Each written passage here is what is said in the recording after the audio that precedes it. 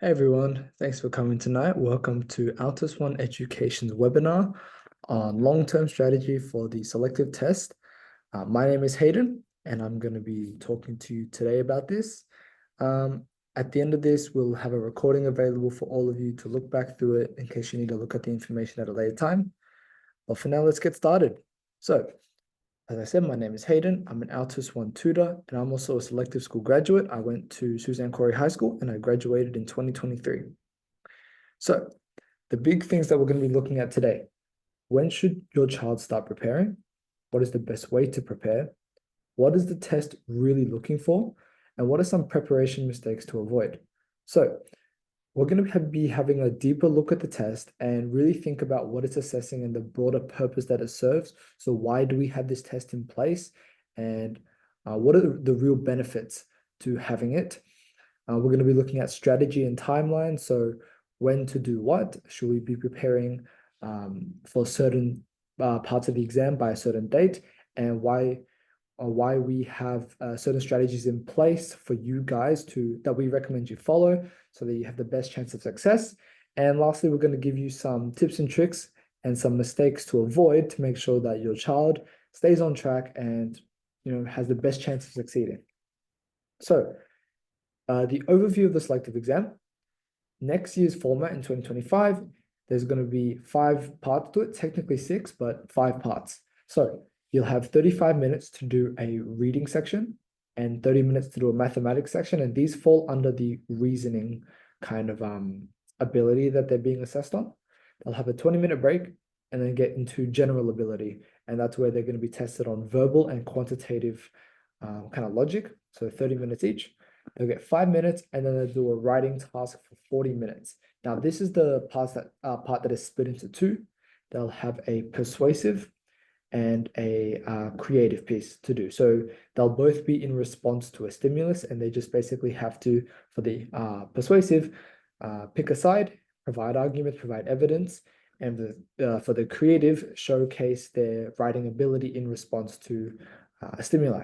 So the selective exam used to be administered by EduTest, but now it's done by ASA, so the Australian Council for Education Research.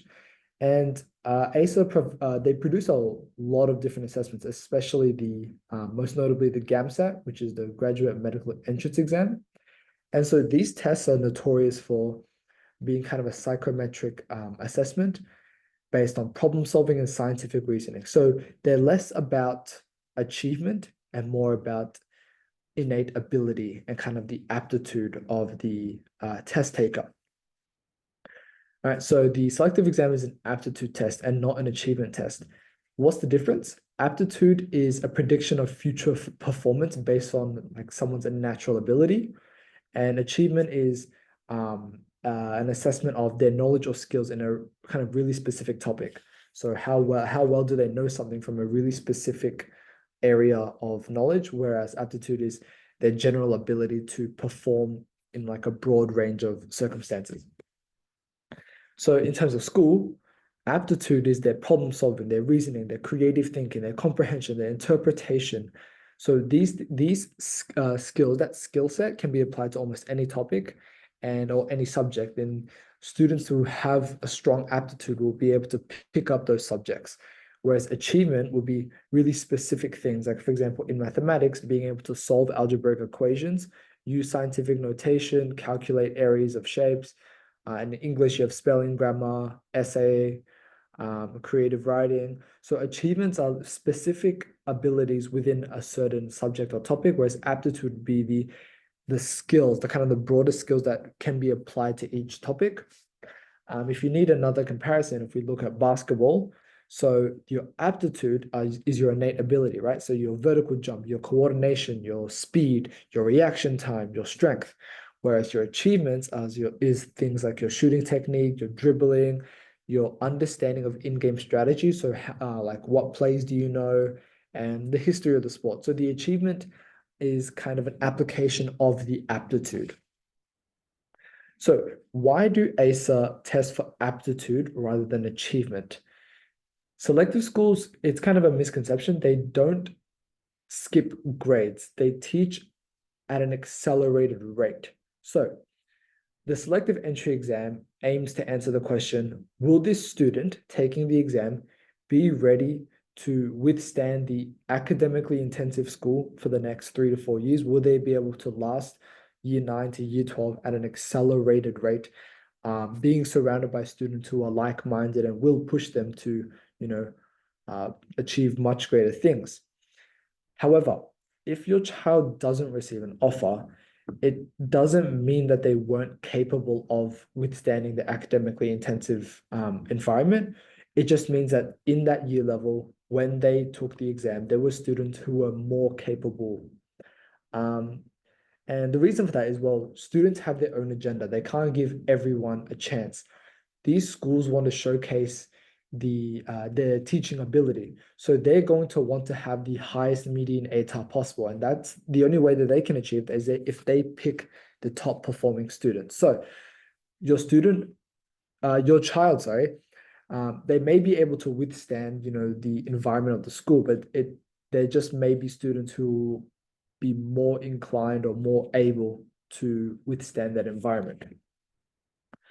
But how does knowing all this information help you? Well, if you understand what the test is about and why the test is held, you can tailor your preparation strategy to maximize your chances. So we at Altus One have a long-term preparation strategy. We believe that starting early is really, really important. So the exam, it does not test your child's knowledge, it tests their skills. So we can improve their scores by improving their skills rather than just their surface level knowledge. Their skills refers to their aptitude, their cognitive abilities, right? Problem solve, creative thinking, reasoning, and being able to answer questions on the entrance exam typically comprises of 3 skills or 3 elements. Recollection of knowledge and processes. So they're understanding, if I were to do a math question, say, for example, do I know the topic well enough to know what formulas I should be using and which formulas I shouldn't be using? The application of those cognitive skills. So now that I know what formula to use, can I use it correctly? Am I substituting the correct values into the formula? And then the third one is achieving an answer within the allotted time. Being able to do the first 2 is important. Being able to do the third is also very, very important, because if your child is able to do that, but it takes them some time, there will be other students there who are able to do those things at a much faster rate. And it just demonstrates kind of their ability to withstand that academically intensive environment. So we build our preparation strategy around these 3 elements: the recollection and knowledge of processes and specific subjects, application of that knowledge. So how can they apply what they know to questions, to these problem-solving questions? And the third part is achieving an answer within the allotted time. So efficiency and speed. How can they maintain accuracy while increasing their speed? So with this question, right, we'll just unpack this.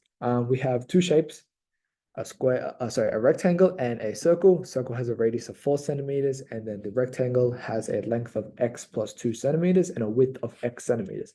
So they need to find the value of x. So using those 3 elements that comprise of answering questions in the selective exam, 1, the recollection of knowledge or processes. So this is where their knowledge of specific topics comes in handy. Can they recall that the perimeter of a circle is 2 pi r? And that the perimeter of a rectangle is 2 times the length plus 2 times the width. So being able to recall that information is important.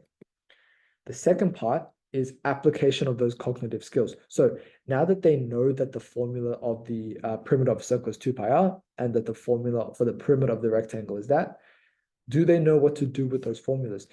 Can they use their mathematical reasoning and verbal comprehension to produce the equation 8 pi equals 2x plus 2 times x plus 2. So we have 8 pi from 2 pi r, and then the 2x plus 2 times x plus 2 from the perimeter of the rectangle. So can they take the information from the question, add it to the knowledge that they've learned about mathematical topics, and put it together to create an equation that they can use to solve for the answer?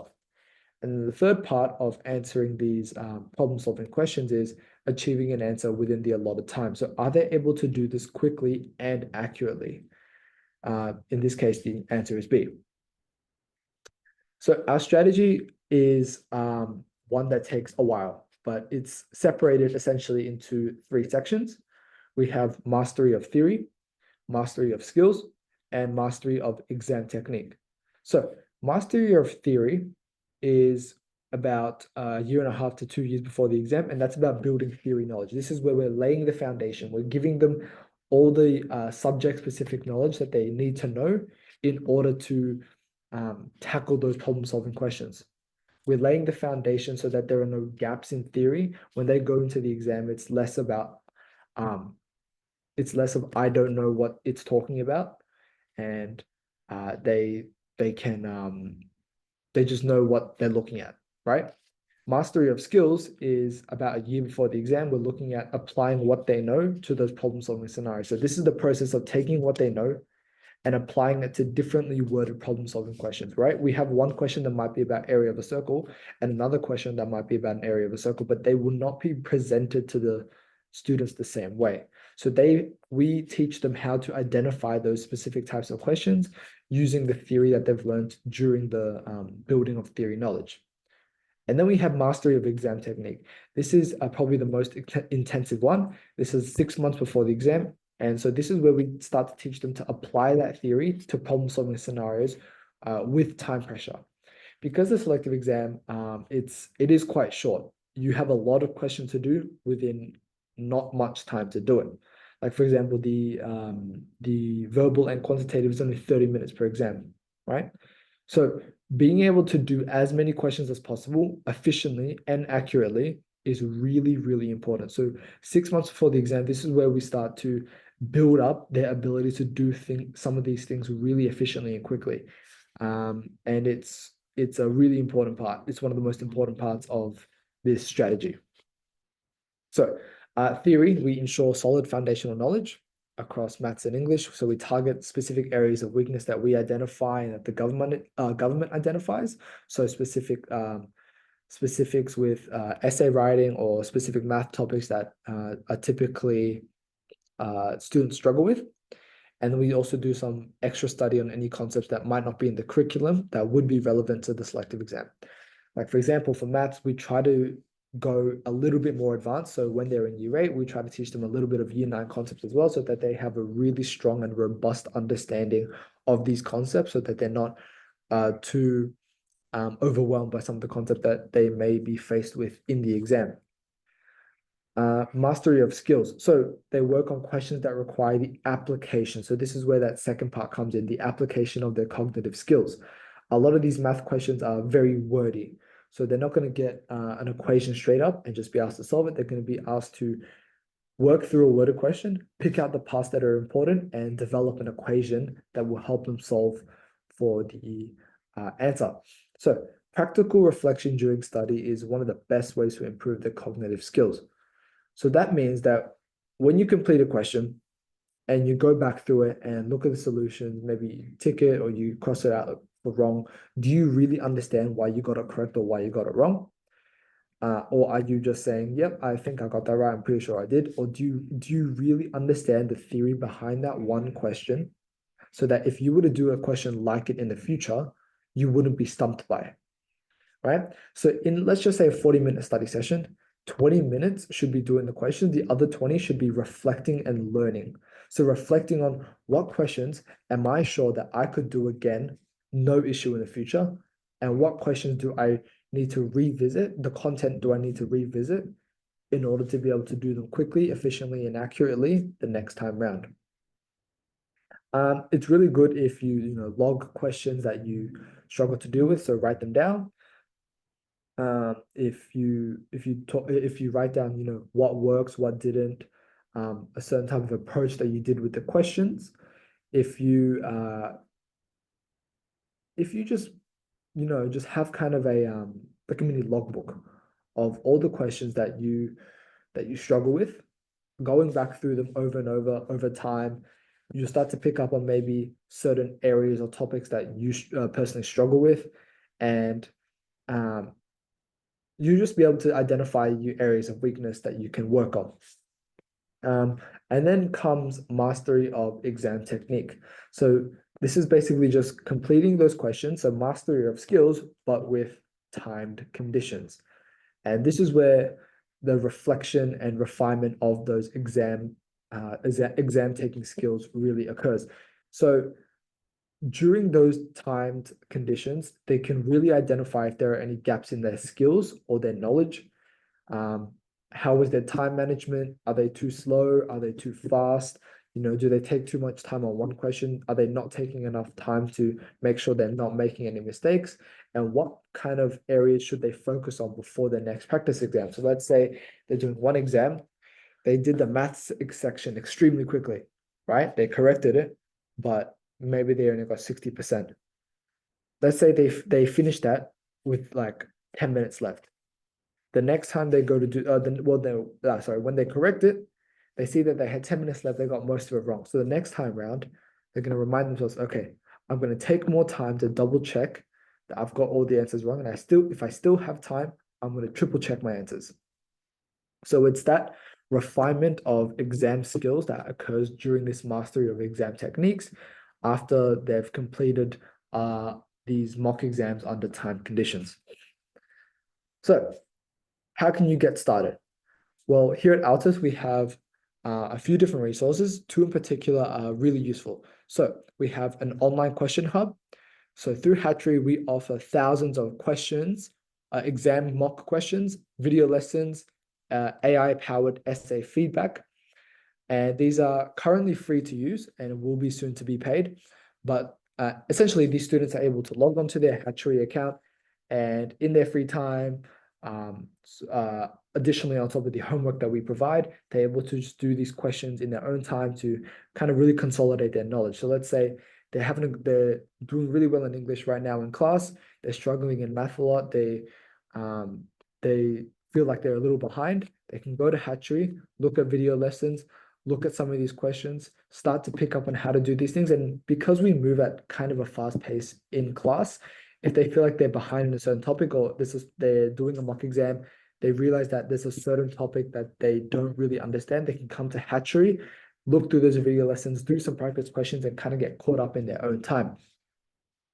We also offer free trial mock exams. So these mock exams are really useful for getting insight into how your child would perform if they were to take the exam in real life.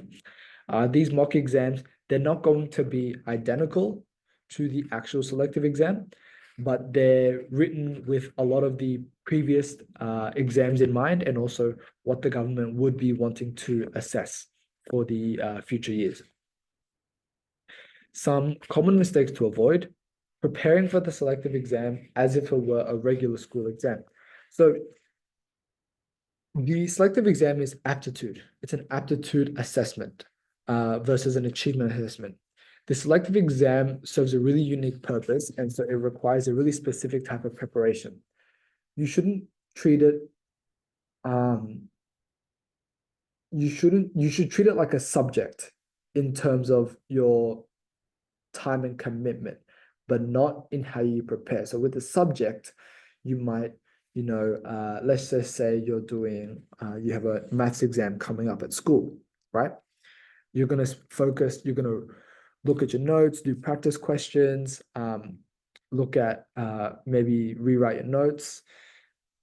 At school, you would do these specific things to prepare for that maths exam. With the selective exam is a lot more complex and problem-solving based. So you're going to require a lot more application of knowledge.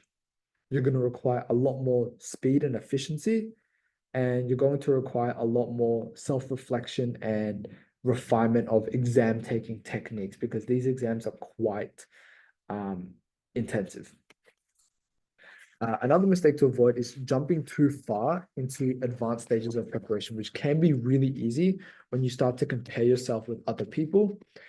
It's really important that when you try these exam style questions, you're comfortable with the knowledge or the skill that is required to answer these questions. If you don't know them that well, then it's a waste to do those questions. Let's just say I'm doing a topic about let's just say trigonometry. If I'm not comfortable and I don't know what the trigonometric ratios are, sine, cos, tan, what are they? SOHCAHTOA. If I didn't know SOHCAHTOA, I shouldn't really be trying to answer those trigonometry questions because it's just a waste of time. If I don't fully understand the base level foundational knowledge to answer these questions, there's no point in me attempting to solve these problem solving questions without first learning the foundational knowledge required to do these.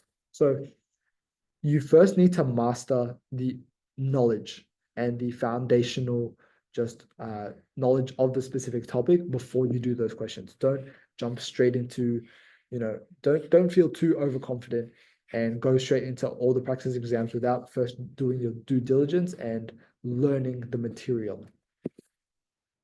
Another thing is to practice questions when you practice questions, but you don't build on the underlying cognitive skill. So what that means is you don't just do questions and then move on to the next exam. Do the practice exam, reflect on the practice exam. Which topics did you do best in? Which sections of the exam did you do best in? Did you have enough time? Did you not have enough time? Did you struggle in a specific part too much? Was one part good enough that you can afford to move a bit of focus to another section that you might be weaker in? So spamming questions, doing questions over and over and over and over and over and over may seem like a good way to do it, but it's good to go slower and be really deliberate and intentional with your reflection because it will help you in the long run. You'll be able to identify your weaker areas much more efficiently and tackle them at a way, way, way greater rate than if you were to just bang, question, question, question, question. Oh, wait, let me look back. I think I'm not getting high enough of a score in a specific area. And the last one is where you only work on your areas of weakness. It is really good to study your weak areas, right? Because you wouldn't want to keep doing your strong areas if they're already that strong. It's good to be well-rounded, right? But studying your weak areas doesn't mean neglecting everything else. You still need to maintain the strong side of things. You don't want it to fall behind. So you can spend extra time studying those weak areas and getting them up to scratch, but do not neglect your strong points because they will start to kind of rust and fade away if you completely neglect them. So as a summary, the selective exam test aptitude, a typical school exam test for achievement. So aptitude is their innate ability and just general like problem solving skills. Achievement, their specific knowledge and comprehension of processes and theory within a specific topic or subject. You can improve the aptitude by improving cognitive skills. So improving your problem solving, your reasoning, your critical thinking is the number one way to improve your aptitude. And those cognitive skills can definitely be improved by through reflective learning. So doing practice exams, questions, or even just like learning material, afterwards reflect on that learning or reflect on those practice exams to see what went well, what didn't go well, what could you do better the next time. And so we recommend adapting this following framework that we have here to your individual needs. Sometimes given that 2-year timeline before the exam, sometimes you have a lot of the theory. You can cut down on that and spend more time on mastery of skills or mastery of exam technique. Sometimes you need more time for theory. So you'll give more time for theory, decrease the skills, and then increase the exam technique so that you can learn how to do these things in time conditions. It's not a strict rule set. It's a really flexible framework for you to use to kind of build those skills for the children before they take the exam. So I want to thank all of you guys for coming out tonight. You can join our discussion group on Facebook to hear about any future webinars or resources that we have. We have some free worksheets and free materials for you guys on there as well.